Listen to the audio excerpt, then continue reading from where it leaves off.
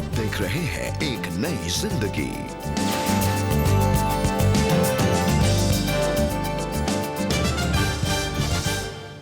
Good morning दोस्तों, आपका बहुत बहुत स्वागत है एक नई जिंदगी प्रोग्राम में। गुड मॉर्निंग फ्रेंड्स, मैं आशा करता हूं कि आप स्वस्थ हैं और देखते ही देखते इस साल के एक और महीने का अंत हो रहा है।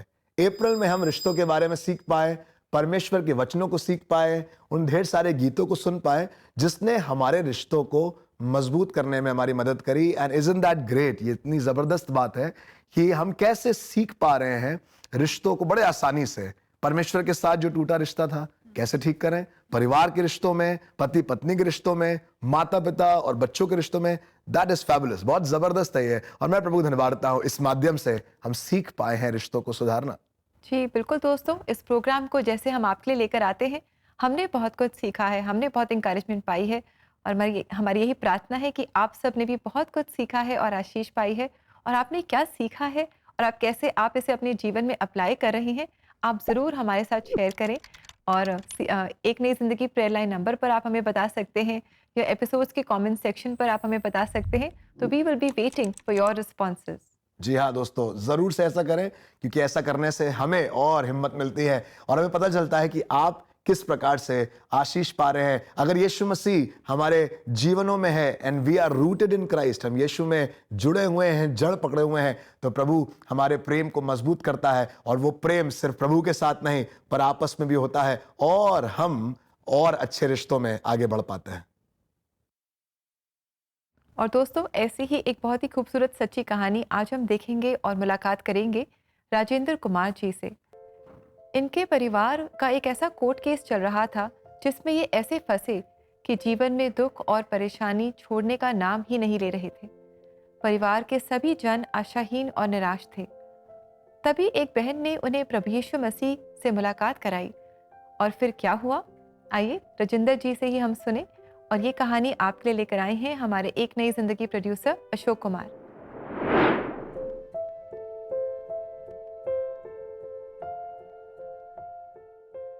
आज से 30 साल पहले हमारे मोहल्ले में हमारा झगड़ा हो गया था और इस दौरान उन्होंने हमारे खिलाफ एक मुकदमा दर्ज करा दिया था, जिसकी वजह से हम सब परिवार के लोग बड़े परेशान थे, दुखी थे।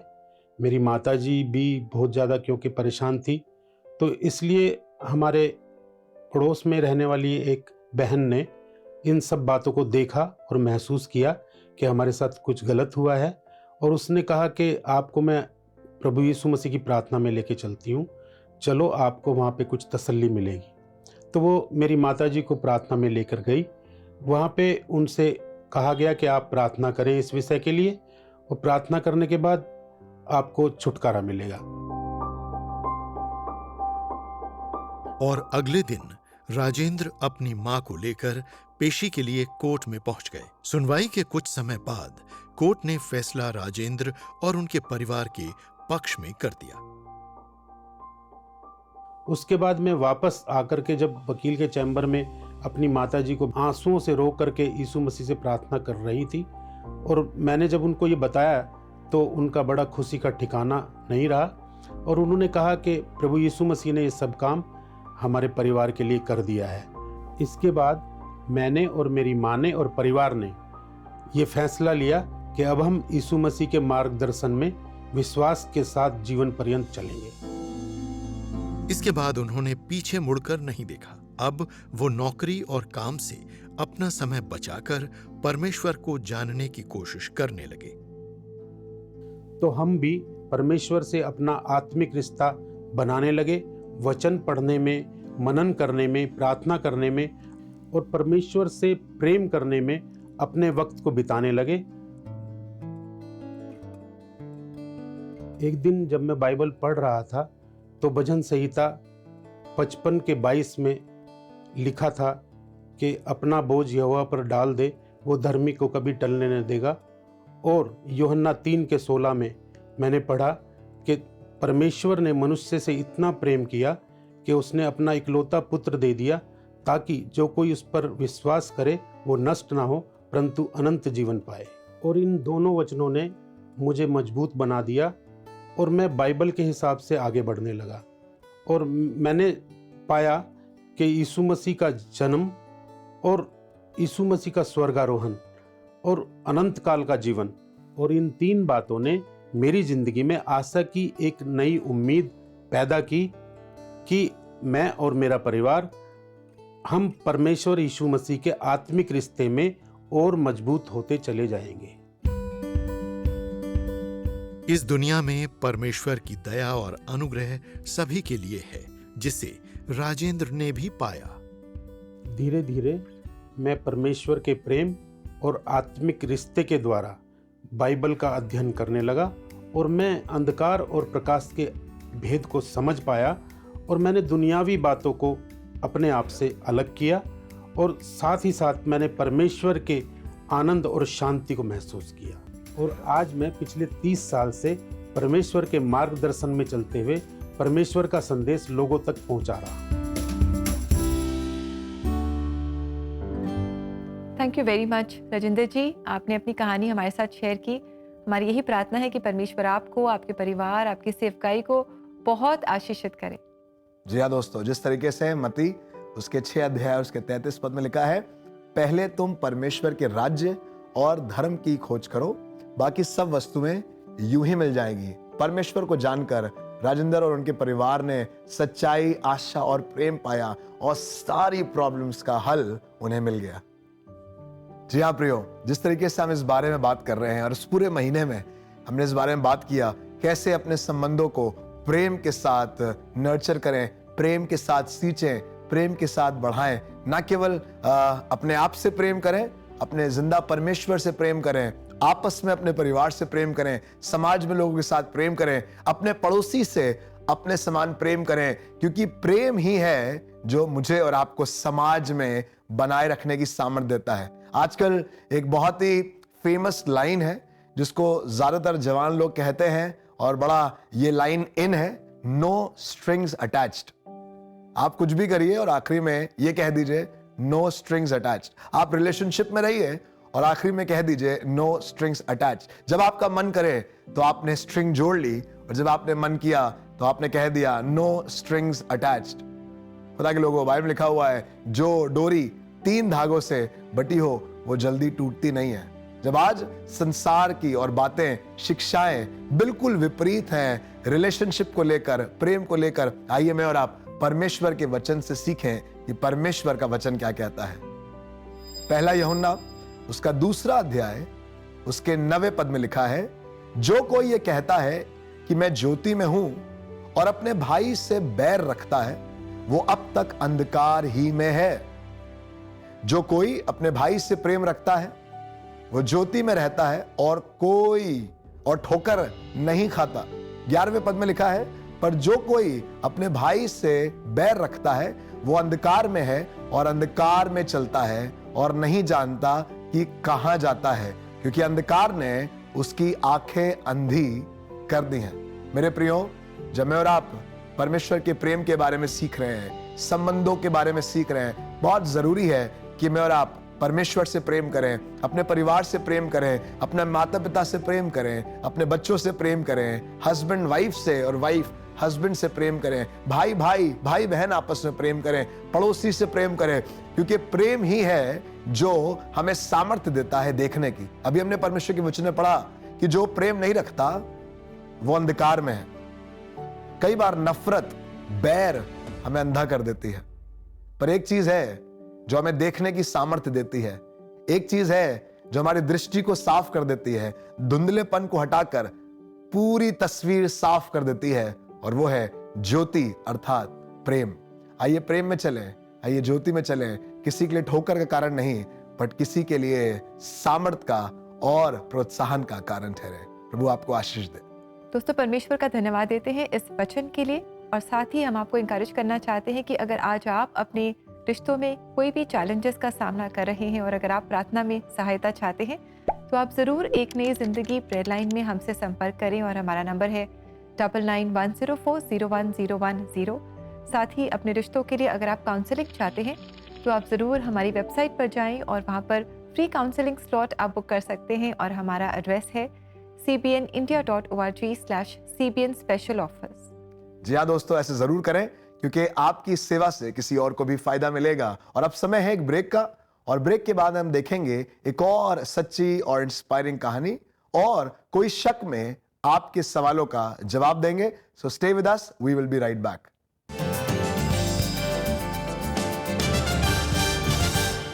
Hey guys, Superbook Summer Camp का टाइम हो गया है।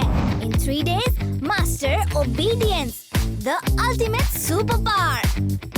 सीखिए obedience की शक्ति।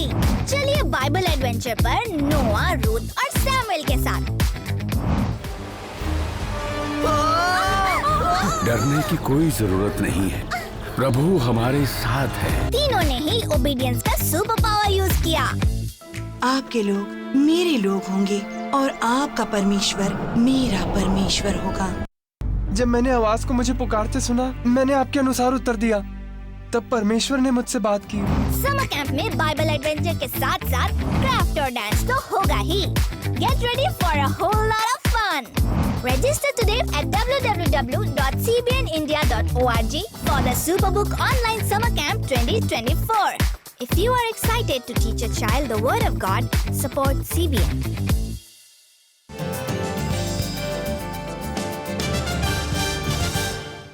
वेलकम बैक फ्रेंड्स, एक नई जिंदगी में एक बार फिर से आपका स्वागत है, जहां पर हम लोग रिलेशनशिप के बारे में बात करते आए हैं इस पूरे महीने में। और बहुत कुछ हमने सीखा है, कैसे परमेश्वर से प्रेम करें, कैसे परमेश्वर के प्रेम को समझें, कैसे परमेश्वर के एक पिता होने के नाते प्रेम को समझें, पति पत्नी के प्रेम को, और तमाम तरीके के उन प्रेम को जो परमेश्वर ने, उन संबंधों को जो परमेश्वर ने हमारे बीच में रखे हैं, हम सीख पा रहे हैं। जी बिल्कुल। और हमने जाना है कि अगर हम सबसे पहले परमेश्वर से प्रेम करते हैं, उनके प्रेम को अगर हम समझ लेते हैं, तो जो हमारे जो सांसारिक जो रिश्ते हैं वो भी अपने आप ही ठीक होते जाते हैं। बिल्कुल। और आइए दोस्तों, इस समय हम मिले अनिल दास जी से, जो झारखंड से हैं और अब जयपुर में ये रहते हैं। परमेश्वर के साथ इनका रिश्ता दिखावटी था, उसमें न ईमानदारी थी न निष्ठा। आइए देखते हैं कि इनके जीवन में बदलाव कैसे आया, और इनकी बहुत ही खूबसूरत बदलाव की कहानी आपके लिए लेकर आए हैं एक नई जिंदगी प्रोड्यूसर विवेक अगस्टीन, जयपुर से। अनिल दास पिछले कई सालों से जयपुर में रह रहे हैं। उनका जन्म झारखंड में हुआ था। बचपन में अनिल के भाई गंभीर रूप से बीमार हो गए थे, लेकिन दवा और दुआ से वो ठीक हो गए, जिसके बाद उनका परिवार परमेश्वर के नजदीक आ गया, जबकि अनिल का मन परमेश्वर से बहुत दूर था। प्रभु के साथ मेरा संबंध ठीक नहीं था। मैं हॉस्टल में रहता था, बाइबल पढ़ता था और चर्च भी जाता था, लेकिन चर्च में मैं खड़ा नहीं होता था। आउटस्टैंडिंग मेंबर था, मतलब बाहर खड़े होकर हम रहते थे रोड में, और घर में बाइबल पढ़ रहा हूँ अपने मम्मी को, परिवार को दिखाने के लिए। और मैं मिशनरियों को भी तकलीफ देता था उनको, मतलब उनके क्रिसमस प्रोग्राम में जैसे ड्रामा वगैरह होता था, तो मैं क्या करता, वहाँ जाके पावर मेन स्विच को बंद कर देते थे। इस प्रकार का मैं अड़चन डालता था, लेकिन वो लोग मेरे लिए प्रार्थना करते थे। उस दौरान परिवार के लोगों के कहने पर अनिल यूथ कैंप में गए और उन मीटिंग में अटेंड किया। 3 दिन प्रभु ने बहुत अच्छी रीति से सामुएल के जीवन के द्वारा से बात की। और जब प्रभु का वचन बात कर रहा था, तो मैं अपने जीवन को स्मरण करने लग गया। हे जवान, अपने जवानी के दिनों में प्रभु को स्मरण कर, और मन अपने आँख के अनुसार चल, अपने मन के अनुसार चल। ये वचन सब उपदेशक 12 अध्याय में लिखा है। उसको मैं अच्छी रीति से पढ़ता था, रोज़ पढ़ने की मैं कोशिश करता, लेकिन मैं नीचे वाला भाग नहीं पढ़ता था कभी भी, क्योंकि उसमें लिखा है कि स्मरण रख, प्रभु तेरा न्याय करेगा। इसको मैं पढ़ता नहीं था और डरता भी था। और जब उस वचन के माध्यम से फिर प्रभु के सेवक ने मुझसे सभी लोगों से बातचीत की, अपने मैसेज को रखा, तो उस दिन संपूर्ण रीति से मैं अपने जीवन को प्रभु के हाथ में दे दिया। और उन दिनों से मेरा जीवन बदल गया, धीरे धीरे होते मेरा जीवन बदल गया। यीशु मसीह के प्यार ने अनिल के मन को ऐसा बदला कि उन्होंने यीशु मसीह के पीछे चलने का निर्णय लिया। कुछ समय के बाद उन्होंने इलाहाबाद सेमिनरी से BTH की पढ़ाई पूरी की। 2009 में हम यहाँ पर आए जयपुर में, असिस्टेंट पास्टर के रूप में अभी भी मैं काम कर रहा हूँ। जब आराधना मेरे जीवन में आई, 95 में हमारी शादी हुई और हम फिर मिशन फील्ड में चले गए। प्रभु हमें 2 बच्चे दिए, बच्चे का पालन पोषण करने में भी हम दोनों ने सहायता की, और प्रभु का सामर्थ्य, प्रभु का अनुग्रह हमारे परिवार में बना रहा और बच्चे अपने पैरों पर खड़े हो गए। हम धन्यवाद करते हैं प्रभु का। जब हम प्रभु के साथ ईमानदार रहे तो प्रभु हमारे आगे आगे चलता हुआ हमारा रास्ता दिखाता गया। इसलिए प्रभु के साथ ईमानदारी, विश्वास योग्यता बहुत जरूरी, क्योंकि प्रभु बोलता है मैं विश्वास योग्य प्रभु हूँ। Thank you very much Anil ji. In fact आपकी जो कहानी है ये हमारे बहुत सारे जो भाई बहन हैं उनकी भी कहानी है और उन्हें भी बहुत इंकरेजमेंट मिली है ये जानकर कि कैसे परमेश्वर के साथ हमारे रिश्ते में हमें ईमानदार बनना है। जी हाँ, जिस तरीके से प्रकाशित वाक्य उसका 3 अध्याय 20वें पद में हम पढ़ते हैं कि प्रभु यीशु मसीह हमारे दिल के द्वार पर खटखटाता है और कहता है जो कोई उसका शब्द सुनकर खोलेगा वो अंदर आएगा और उसके साथ संगति करेगा। जी बिल्कुल, बहुत ही खूबसूरत ये वचन है। तो दोस्तों, अगर अभी तक आपने भी प्रभु यीशु मसीह को अपने जीवन में नहीं जाना है, अभी तक आपने उन्हें अपने जीवन में इनवाइट नहीं किया है, आज ये मौका है कि आप उन्हें अपने जीवन में इनवाइट करें, उन्हें जानें, उनके प्रेम को जानें, उनके बलिदान को जानें, पापों की क्षमा को जानें और उनके साथ एक अटूट रिश्ता आप स्थापित करें। आइए दोस्तों, अब समय है कि मैं और आप उन सवालों के बारे में और उन जवाबों के बारे में जानें जो हम हर बार सीखते हैं इस सेगमेंट में, कोई शक।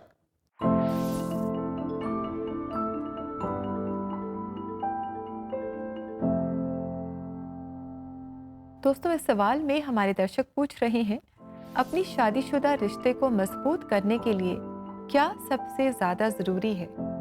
बहुत ज्यादा घूमने से, बहुत ज्यादा गिफ्ट देने से, बहुत ज्यादा एक दूसरे को अंडरस्टैंड करने से भी बात नहीं बनती है।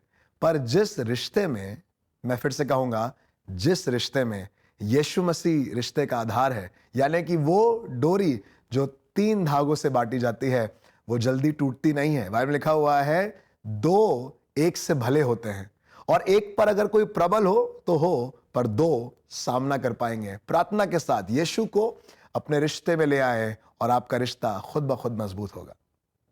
Yes, absolutely friends. और आइए देखिए हमारा अगला सवाल।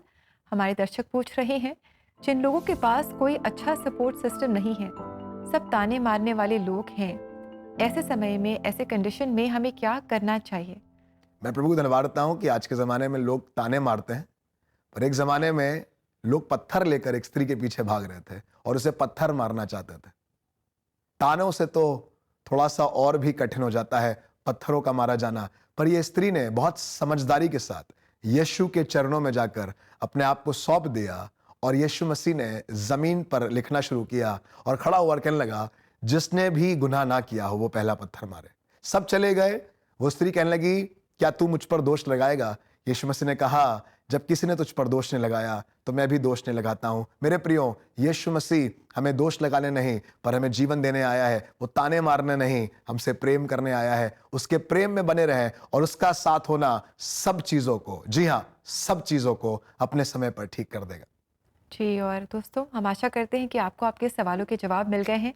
अगर आपके पास और भी ऐसे सवाल हैं जिनके जवाब आप ढूंढ रहे हैं तो आप ज़रूर एक नई ज़िंदगी प्रेयर लाइन पर जाएं और वहां पर 9910401010 पर अपने सवाल आप हमें व्हाट्सएप करें या CBN इंडिया यूट्यूब चैनल पर जाकर वहां के एपिसोड्स के कमेंट सेक्शन में भी आप अपने सवाल हम तक पहुंचा सकते हैं। हम बड़ों के सवालों का तो जवाब दे चुके हैं, पर बड़ों के सवालों के बाद बच्चों के सवालों का जवाब कई बार बड़ों के पास नहीं होता, तो इसके लिए हम जाएंगे गिज़्मो के पास। सो इस समय होगा कि हम चलेंगे खुशी और गिज़्मो के पास और वो देंगे बच्चों के सवालों का जवाब।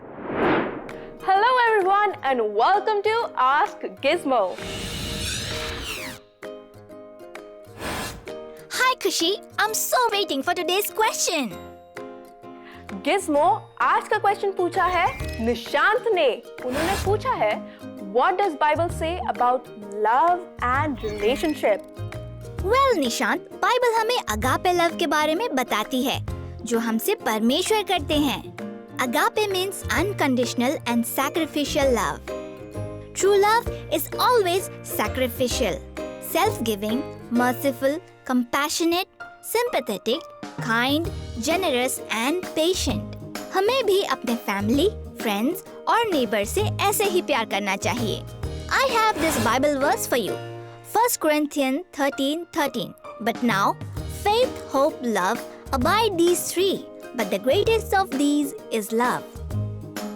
That's a good explanation, Giz. अगर आपके पास भी कोई सवाल है, हमें इंस्टाग्राम या फेसबुक पर जरूर सेंड करें। बाय। Bye.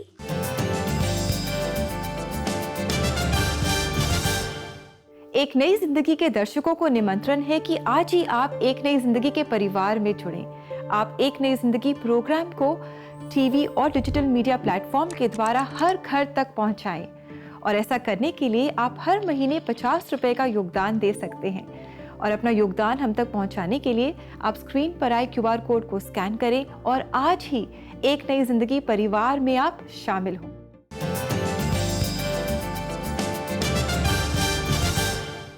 वेलकम बैक दोस्तों। आज एक नई जिंदगी प्रोग्राम में हम रिश्तों पर जो हमारी बातचीत हो रही थी इस पूरे महीने भर, इसके अंत में हम आ गए हैं। और दोस्तों अगले महीने हम दोबारा आपके साथ जुड़ेंगे एक नए विषय के साथ और कुछ नया सीखेंगे और परमेश्वर में और बढ़ते जाएंगे। लेकिन अब समय है कि हम प्रार्थना करें और ख़ास हम सब के लिए आज हम प्रार्थना करें। स्पेशली आज इस कंक्लूडिंग एपिसोड में परमेश्वर से हम सामर्थ मांगे, मदद मांगे, प्रेम मांगे। सो आइए प्रियो इस समय प्रार्थना करें और प्रार्थना के प्रभाव से सब कुछ संभव है। आइए अपनी आंखों को बंद करें और प्रार्थना करें। हमारे जीवित महान दयालु परमेश्वर पिता, हम आपके सम्मुख आते हैं और कहते हैं धन्यवाद, क्योंकि आप प्रार्थनाओं को सुनकर उत्तर देने वाले जीवित परमेश्वर हैं। प्रभु इस पूरे महीने में प्रभु जब हमने संबंधों के बारे में सीखा है, प्रेम के बारे में सीखा है, संबंध जो आपके साथ है, प्रभु मेरी प्रार्थना अगर इसी समय एक बार फिर से अपने उन प्रियजनों को जो प्रभु इस समय रिश्तों में स्ट्रगल कर रहे हैं आपके साथ, प्रभु उनके संबंध आपके साथ ठीक नहीं है, प्यारे परमेश्वर पिता आपके प्रेम में वो वापस लौट आए। प्रभु आपके साथ संबंध को पुनः स्थापित करें और प्रभु उनके जीवन में वो आपकी आशीष को देख सके। प्यारे परमेश्वर पिता मैं इस समय प्रार्थना करना चाहता हूँ पति पत्नियों के लिए जो इस समय जुड़े हैं प्रभु, इस समय अगर मुझे सुन रहे हैं, देख रहे हैं, हमारे साथ प्रार्थना में जुड़े हैं प्रभु, निराशाओं के बीच में प्रभु, मनमुटाओं के बीच में, प्यारे परमेश्वर पिता क्लेश के बीच में, आज आपका प्रेम ऐसा उत्पन्न हो जाए प्रभु कि टूटते हुए रिश्ते वापस जुड़ जाए, क्योंकि हमें मालूम है प्रभु मजबूती हमारे रिश्तों में यीशु मसीह आपके प्रेम से आती है। मैं इसी समय प्रार्थना करना चाहता हूं उन माता पिता के लिए और बच्चों के लिए प्रभु, जिनके बीच में एक पीढ़ी का अंतर आ गया है प्रभु, और बहुत तरीकों से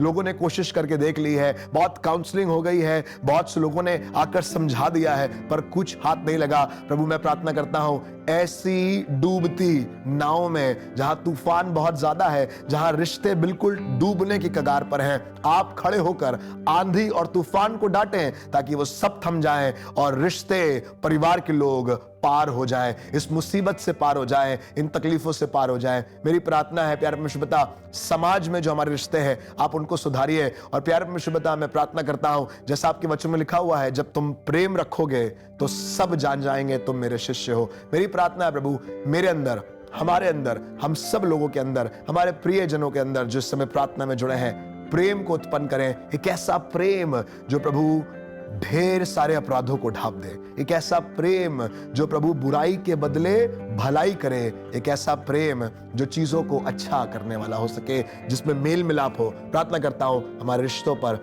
आपके अनुग्रह को चाहते हैं और दुआ करता हूं आपके प्रेम से हमारे रिश्ते मजबूत हों। सबको बड़ी बरकत दे और धन्यवाद के साथ इस प्रार्थना को प्रभु यीशु मसीह के नाम से मांगते हैं, आमीन आमीन। जी दोस्तों धन्यवाद देते हैं परमेश्वर का कि इस पूरे महीने हमने बहुत कुछ सीखा, परमेश्वर के प्रेम के बारे में हमने जाना। और इसी तरह दोस्तों आप प्रार्थना करते रहें अपने रिश्तों के लिए और परमेश्वर में आप और मजबूत होते जाएं। और जैसे जैसे आप मजबूत होते जाएंगे आपके जो सांसारिक रिश्ते हैं वो भी मजबूत होते जाएंगे। आइए इस समय हम देखें आज के लिए परमेश्वर का जीवित वचन।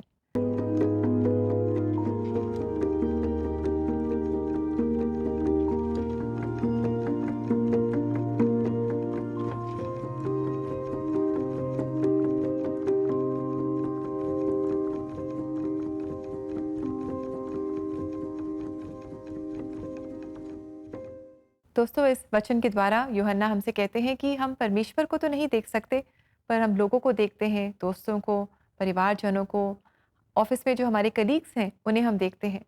हमें उनसे प्रेम करना है, क्योंकि जब हम उनसे प्रेम करते हैं जिन्हें हम देख सकते हैं तो हम ये प्रमाण देते हैं, ये दर्शाते हैं कि परमेश्वर हमारे जीवन में हैं, हमारे अंदर बसते हैं। परमेश्वर हमारे अंदर इसलिए नहीं बसते क्योंकि हम लोगों से प्रेम करते हैं, पर क्योंकि परमेश्वर हमारे अंदर बसते हैं, इसलिए दोस्तों हम लोगों से प्रेम कर पाते हैं। जी हाँ प्रियो, ये बहुत ही अच्छा समय रहा जब हम बैठकर सीख पाए, समझ पाए रिश्तों के बारे में। ये वो रिश्ते हैं जो उलझते हैं, ये वो रिश्ते हैं जिनका कई बार कोई समाधान नहीं निकलता, पर मैं प्रभु धन्यवादता हूँ इस माध्यम से हम रिश्तों के बारे में सीख पाए। आसमान के परमेश्वर के साथ रिश्ता, परिवार में रिश्ता, माता पिता और बच्चों के साथ रिश्ता, अपने सहकर्मियों के साथ रिश्ता कैसे सुधारें। So it's been a blessing for me personally. Yes, it's been a blessing for me also and हमने बहुत कुछ सीखा, सच्ची कहानियों से बहुत कुछ सीखा, वचनों से बहुत कुछ सीखा। आपने जो हमें परमेश्वर के वचन से इंकरेज किया, उससे हमने बहुत कुछ सीखा। तो हम परमेश्वर का धन्यवाद करते हैं और परमेश्वर होने दे कि हम सिर्फ सुनने वाले ना हो, पर हम करने वाले भी हों, और जो कुछ भी हमने सीखा है उसे हम अपने रिश्तों में अप्लाई करें और इन्वेस्ट करें अपने रिश्तों में, और परमेश्वर के प्रेम से अपने रिश्तों को हम सींचें। और दोस्तों, आपने क्या सीखा है आप ज़रूर हमें बताएं। We would love to hear. और हमें आप ज़रूर बताएं कि आप कैसे अपने रिश्तों को सुधार रहे हैं। तो आप हमारे जो एपिसोड्स हैं इनके कमेंट सेक्शन में अपने थॉट्स और अपने कमेंट्स हमारे साथ ज़रूर शेयर करें। जरूर से आप ENZ फैमिली को ज्वाइन करें, इस बड़े परिवार का हिस्सा हों, और मात्र मंथली 50 रुपए के योगदान से, अनुदान से आप इसका हिस्सा हो सकते हैं, और ये सेवाएं बहुत से लोगों तक पहुंचेंगी आपके इस योगदान से। अगर आप इस योगदान को करना मांगते हैं, जरूर से www.cbnindia.org/join ENZ फैमिली पर जाएं और इसका हिस्सा हों। और दोस्तों, इसी के साथ इट्स टाइम टू से गुड बाय। कल दोबारा आपसे मुलाकात करेंगे एक नए महीने में, एक नई थीम के साथ, कुछ नया सीखेंगे। तो आप ज़रूर हमारे साथ जुड़े। और जाते जाते आज हम सुनेंगे Saint Thomas School, Loni, Ghaziabad, Uttar Pradesh की क्वायर द्वारा गाया ये इंग्लिश गीत bless the Lord O my soul. इस गीत के द्वारा हम सब आशीष पाएंगे। परमेश्वर की आशीषें हम सब के जीवन में बनी रहें। And until tomorrow, God bless you friend. God bless you दोस्तों। Bless the Lord, oh my soul, oh my soul, worship His holy name. Sing like never before, oh my soul, I worship Your holy name. Bless the Lord, oh my soul, oh my soul, worship His holy name. Sing like never before, oh my soul, I worship Your holy name. The sun comes up, it's a new day dawning. It's time to sing Your song again. Whatever may pass and whatever lies before me, let me be singing when the evening comes. Bless the Lord, oh my soul, oh my soul, worship His holy name. Sing like never before, oh my soul, I worship Your holy name. You're rich in love and you're slow to anger. Your name is great and Your heart is kind. For all Your goodness I will keep on singing. 10,000 reasons for my heart to find. Bless the Lord, oh my soul, oh my soul, worship His holy name. Sing like never before, oh my soul, I worship Your holy name. Lord, I worship Your holy name. Lord, I worship Your holy name.